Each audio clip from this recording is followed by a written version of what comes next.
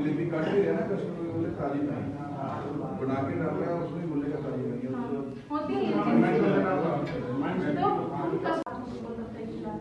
और भाई हाथ धो के उसके सामने बेचोगे तो वो ये भी जाके बोलेगा हाँ वो तो बड़ी सफाई से चलता है। ठीक है नहीं, ग्लव्स पहनने हैं तो रिस्पॉन्सिबिलिटी से पहनिए, नहीं पहन सकते रिस्पॉन्सिबिलिटी से तो मत पहनिए। क्यों हम लोग क्या करते हैं, ग्लव्स पहन लिया यहाँ रबड़ लगा लेते हैं, देखी होगी मार्केट में, यहाँ लगाते हैं उंगलियों में भी लगा लेते हैं कि वो बिल्कुल ना निकले। अब उसी से गोलगप्पे बन रहे हैं, उसी से बर्गर बन रहा है, उसी से बर्तन उठाया जा रहा है, उसी से। क्या नाम है आपका? मेरा नाम आंचल भाटिया है। क्या डेजिग्नेशन क्या है? मैं FSSAI से अप्रूव फूड सेफ्टी में ट्रेनर हूँ बेसिक केटरिंग के लिए। आज मोगा में आप पहुंचे हैं, इसके बारे में जानकारी दीजिए, क्या प्रोग्राम क्या था? सर यहाँ पे हमने जो लोकल हमारे जितने भी दुकानदार हैं, जो फूड हैंडलर्स हैं, उनके लिए एक ट्रेनिंग सेशन लगाया गया था फूड सेफ्टी के रिगार्डिंग बेसिक केटरिंग का। तो उसमें हम जैसे ये बताते हैं, जितने हम मार्केट में देखते हैं कि आजकल जो बीमारियां कितनी ज़्यादा फैल गई हैं और जो हाइजीनिक कंडीशंस हैं वो कितनी ख़राब हो गई हैं, तो उस चीज़ के उन सब कंडीशंस के बारे में हम इनको थोड़ा थोड़ा करके बताते हैं, जो कि ये अपनी दुकान पे उन चीज़ों को अप्लाई करें जिससे दुकानदार को भी फ़ायदा हो और खाने वाले कस्टमर को भी फ़ायदा हो।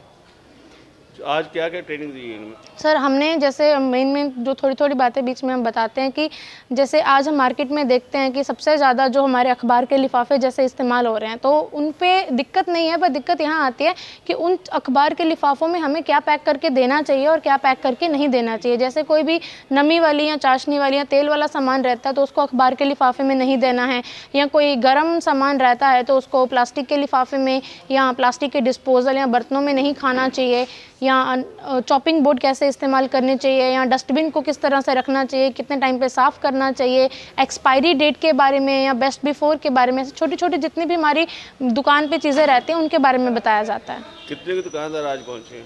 यही सर कोई 40 से 45 दुकानदारों ने आज के सेशन में हिस्सा लिया है, बाकी जो रह गए हैं उनको हम अगले सेशन में बुलाएंगे। क्या नाम है आपका? मेरा नाम राज आर्य है और मैं यहाँ मोगा का डिस्ट्रिक्ट कोऑर्डिनेटर हूँ। मोगा के सरकारी अस्पताल में फूड सेफ्टी की तरह एक कोई सेमिनार करवाया गया है दुकानदारों के साथ, उसके बारे में जानकारी दीजिए। वो ये सेमिनार है कि जो हमने हमारा खाद्य विभाग है फूड सेफ्टी मोगा के अंदर, और उसमें जो हमारे शहर के खाद्य कारोबारी हैं उनको एक ट्रेनिंग दी जाती है टाइम टू टाइम। ये ट्रेनिंग का कार्यक्रम 2 साल पहले भी हुआ था, तो आज भी हुआ है। तो इसमें खाद्य कारोबारियों की अवेयरनेस को लेकर उनके बारे में, साफ़ सफाई के बारे में, रख रखाव के बारे में, एक्सपायरी डेट के बारे में, इस प्रकार की सारी बातें हमारे FSSAI ट्रेनर ने बताई हैं।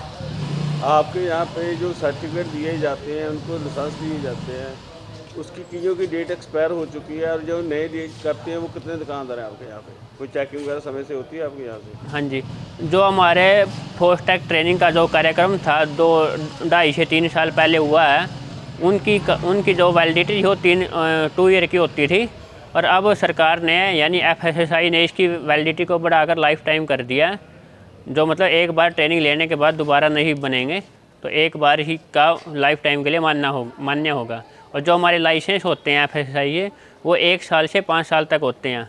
उसमें खाद्य कारोबारियों की इच्छा होती है वो 1 साल का बनवाए या 5 साल का बनवाए। इसमें क्या खर्चा क्या आता है 1 साल का और 5 साल का? जो लाइसेंस होता है उसकी एक कैटेगरी बनाई गई है, तो 0 से 12 लाख तक का, एक 12 लाख से 20 करोड़ तक है। तो 0 से 12 लाख तक का उसका बहुत ही कम कर रखा है, 100 रुपये पर ईयर के हिसाब से। और जो 12 लाख से 20 करोड़ रुपए हैं, उनकी 2 कैटेगरी बनाई गई है। ये तो पैकिंग का सामान बेचने वाले जैसे करियाना के दुकानदार हो रहे हैं, एक मैन्युफैक्चर हो गए जो खाना बनाते हैं। जो मैन्युफैक्चर वाले हैं बड़े लेवल पे, उनकी 3000 रुपये पर ईयर रखी है। जो सिर्फ पैकिंग का सामान बेच रहे हैं जैसे करियाना की शॉप है, उनकी 2000 रुपये पर ईयर रखी है। आज कितने दुकानदार यहाँ पे पहुँचे थे? आज लगभग 40-45 दुकानदार पहुँचे हैं जिन्होंने अपने ट्रेनिंग ली है और फूड सेफ्टी का सर्टिफिकेट अप्लाई करवाया। आपके यहाँ पे फूड सर्टिफिकेट सप्लाई किए जाते हैं, परंतु उस पर कोई जो दुकानदार हैं उस पर ऊपर कोई गौर नहीं करता है, उस पर डेट नहीं डालता कब मैन्युफैक्चरिंग हुई मिठाई और कब उसकी एक्सपायरी है। इस बारे में हमारा जो डिपार्टमेंट और समय समय पे जाकर दुकानों की चेकिंग करता रहता है। हमारे अब फूड इंस्पेक्टर ACF साहब हैं, तो वो उस टाइम में जो गलत मिलता है, कानून के खिलाफ होता है, तो उनके कानूनी कार्रवाई की जाती है।